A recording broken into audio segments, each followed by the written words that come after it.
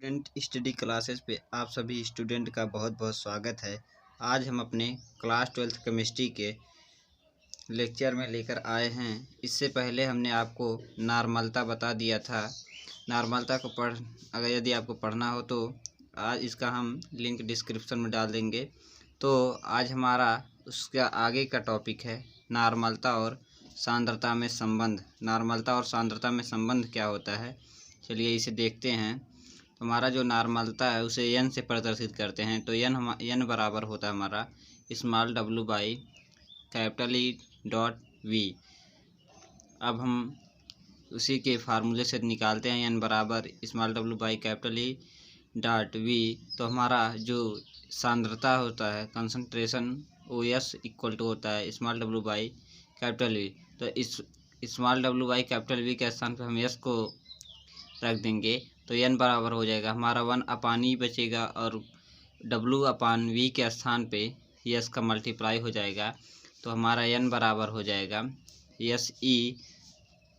N बराबर हो जाएगा हमारा S/E।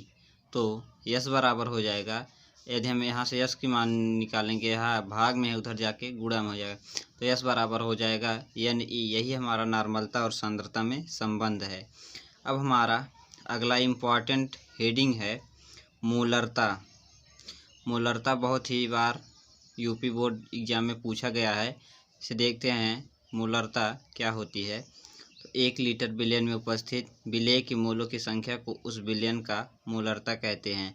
1 लीटर बिलियन में उपस्थित विलेय के मोलों की संख्या को उस बिलियन का मोलरता कहते हैं। इसे कैपिटल एम से प्रदर्शित करते हैं। मोलरता को मोलैलिटी यानी कैपिटल एम से प्रदर्शित किया जाता है। और मोलरता का फार्मूला होता है, मोलरता बराबर होता है विलेय के मोलों की संख्या बटे बिलियन का आयतन लीटर में। मोलरता का फार्मूला है विलेय के मोलों की संख्या बटे बिलियन का आयतन लीटर में। अब हमारा इसका जो सूत्र होता है, तो कैपिटल एम बराबर होता है N/V। विलियन का आयतन V हो गया, विलेय के मोलों की संख्या हमारा N हो गया। तो M बराबर N/V, जो हमारा A आयतन है वो हमारा लीटर में होगा। अब हम N बराबर जानते हैं W/M होता है। N बराबर मोल हमारा जो N होता है वो होता है N बराबर W/M। तो N के स्थान पर हम W/M रखेंगे तो M बराबर हो जाएगा स्मॉल W/m गुणे कैपिटल V। और जो बच्चे हमारे चैनल पे नए हैं वो हमारे स्टूडेंट स्टडी जो हमारा चैनल है इसे सब्सक्राइब करें। अब हम आपको मोलरता और सांद्रता में संबंध क्या होता है उसे बताएंगे। मोलरता molality and concentration in relation. चलिए देखते हैं।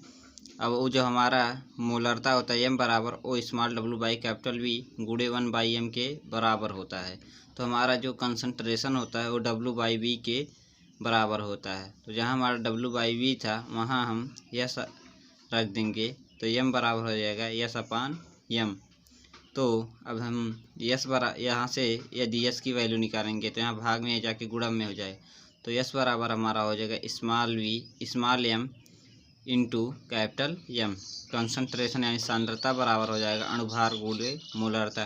जो हमारा स्मॉल m है वो अणुभार है और जो हमारा कैपिटल M है वो हमारा मोलरता है।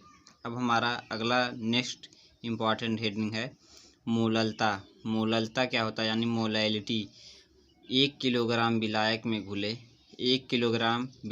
घुले विलेय पदार्थ के मोलों की संख्या को उस विलयन की मोललता कहते हैं।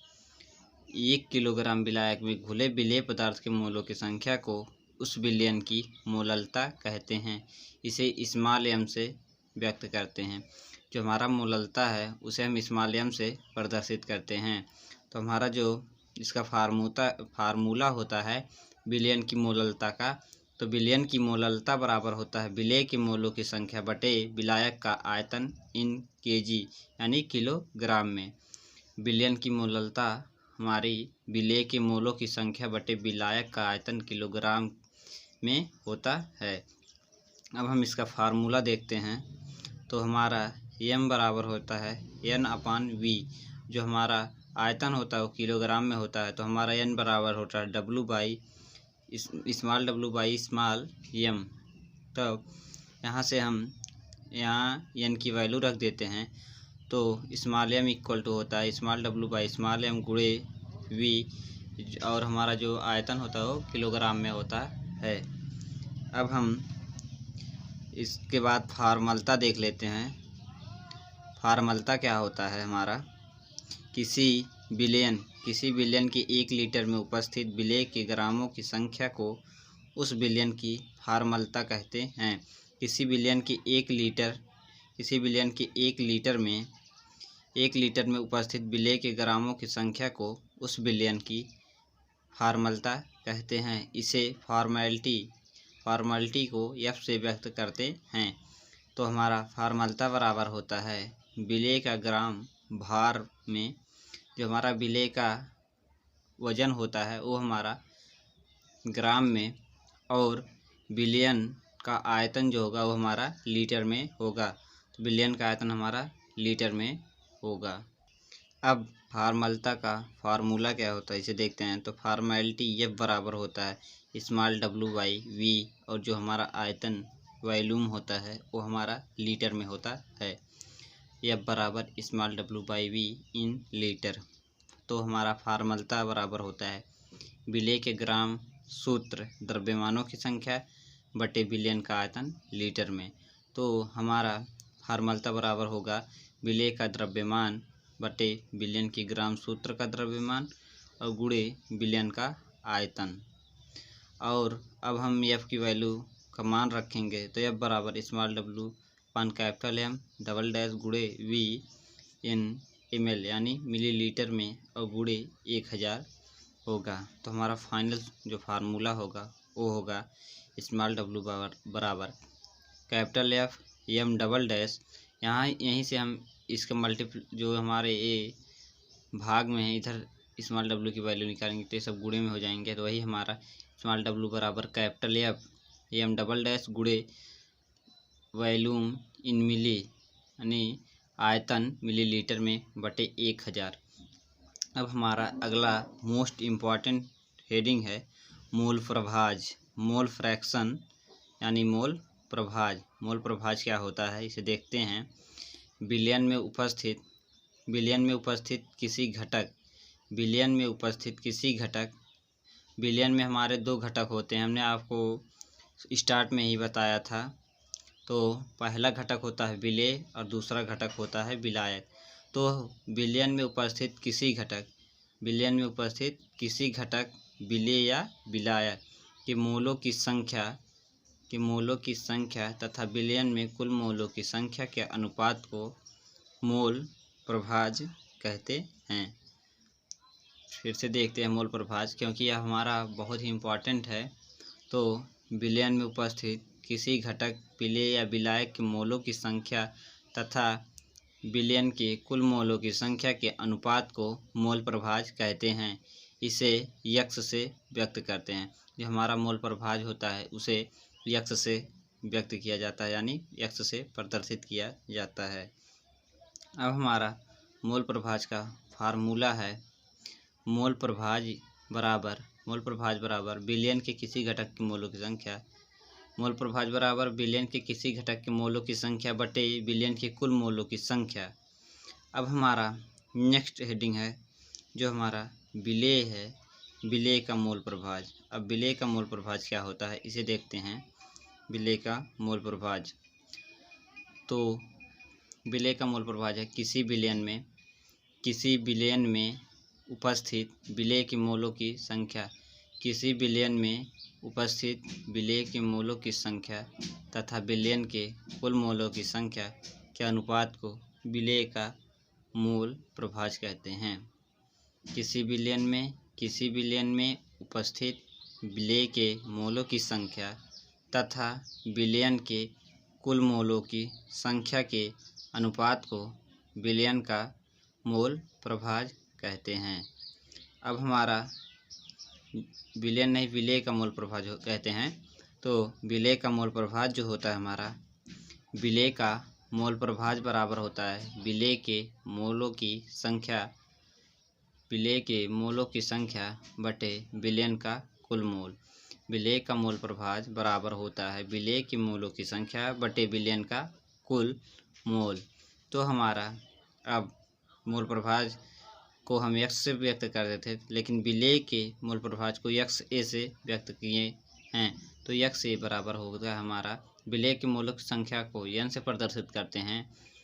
मोलों की संख्या को हम n से प्रदर्शित करते हैं, तो विलेय के लिए हमने NA लिया है बटे विलयन का कुल मोल है। तो हमारा जो विलेय का मोल प्रभाज है XA और बराबर हमारा NA अपान जो हमारा विलयन का कुल मोल है NA प्लस NB होता है। यह इसका विलेय के मोल प्रभाज का हमारा फार्मूला था। अब हमारा आता है विलायक का मोल प्रभाज। तो विलायक का मोल प्रभाज क्या होता है उसे देखते हैं। विलायक का मोल प्रभाज किसी विलयन में उपस्थित विलायक के मोलों की संख्या तथा विलयन के कुल मोलों की संख्या के अनुपात को विलायक का मोल प्रभाज कहते हैं। किसी विलयन में उपस्थित विलायक के मोलों की संख्या तथा विलयन के मोलों की संख्या के अनुपात को विलायक का मोल प्रभाज कहते हैं। अब हमारा जो विलायक का मोल प्रभाज होता है उसका फार्मूला क्या होता है इसे देखते हैं। विलायक का मोल प्रभाज, तो विलायक का मोल प्रभाज बराबर होता है विलायक के मोलों की संख्या बटे विलयन के कुल मोलों की संख्या। यही हमने आपको बताया, किसी विलयन में उपस्थित विलायक के मोलों की संख्या तथा विलयन के कुल मोलों की संख्या के अनुपात को विलायक का मोल प्रभाज कहते हैं। तो विलायक का मोल प्रभाज होता है विलायक के मोलों की संख्या बटे विलयन के कुल मोलों की संख्या। तो हमारा जो विलायक का मोल प्रभाज होता है, हमने विलेय का मोल प्रभाज को XA से प्रदर्शित किया था, तो विलायक के मोल प्रभाज को XB से प्रदर्शित किए हैं। तो उसमें हमने विलेय के मोल प्रभाज को विलेय के मोलों की संख्या को हमने NA से प्रदर्शित किया था, लेकिन यहाँ पर विलायक के मोलों की संख्या को हमने NB से प्रदर्शित किया है। तो हमारा XB इक्वल टू NB बटे NA प्लस NB, यह हमारे विलायक के मोल प्रभाज का फार्मूला है। इससे हम विलायक के मोल प्रभाज को ज्ञात कर सकते हैं। अब हमारा नोट पॉइंट में है किसी विलयन में विलेय और विलायक के मोल प्रभाजों का योग 1 के बराबर होता है। ये जो हमारा यदि हमारा कोई विलयन है, मान लीजिए हमने कोई विलयन ले लिया और किसी विलयन में विलेय और विलायक के मोल प्रभाजों का योग 1 के बराबर होना चाहिए। ये हमारा नोट पॉइंट में एक शर्त है, जान लीजिए कि किसी विलयन में विलेय और विलायक के मोल प्रभाजों का योग 1 के बराबर होना चाहिए। अब हम आगे देखते हैं मोल प्रभाज का मान। जो हमारा मोल प्रभाज होता है x, तो मोल प्रभाज का मान हमेशा 1 से छोटा होता है। तो मोल प्रभाज का मान हमेशा 1 से छोटा होता है। अब हम इसका फार्मूला देखेंगे। तो हमारा XA हमारा जो है विलेय का मोल प्रभाज है, और जो हमारा प्लस XB है वो हमारा विलायक का मोल प्रभाज है, और इक्वल टू हमारा होता है विलेय के मोलों की संख्या बटे विलायक के मोलों की संख्या, और प्लस विलायक के मोलों की संख्या बटे विलेय के मोलों की संख्या प्लस विलायक के मोलों की संख्या। तो जो हमारा अब फाइनल इसका फार्मूला है वो होगा XA plus XB equal to, यहाँ हमारे नीचे साइड में दोनों के इसका हम LCM ले लेंगे तो हमारा आएगा NA प्लस NB, और ऊपर हमने इसी को सीधे जोड़ दिया तो NA प्लस NB। तो हमारा इसका फाइनल जो आएगा ये हमारा कैंसिल हो जाएगा, और XA प्लस XB यानी XA मतलब विलेय का मोल प्रभाज प्लस विलायक का मोल प्रभाज का मान हमें प्राप्त हुआ 1। तो इसके आगे हम अगले वीडियो में लेकर आएंगे। तो आज की हमारी वीडियो यहीं पर समाप्त होती है। तो यदि आपको वीडियो पसंद आए हो तो हमारे चैनल को सब्सक्राइब कीजिए तथा वीडियो को लाइक कीजिए। धन्यवाद।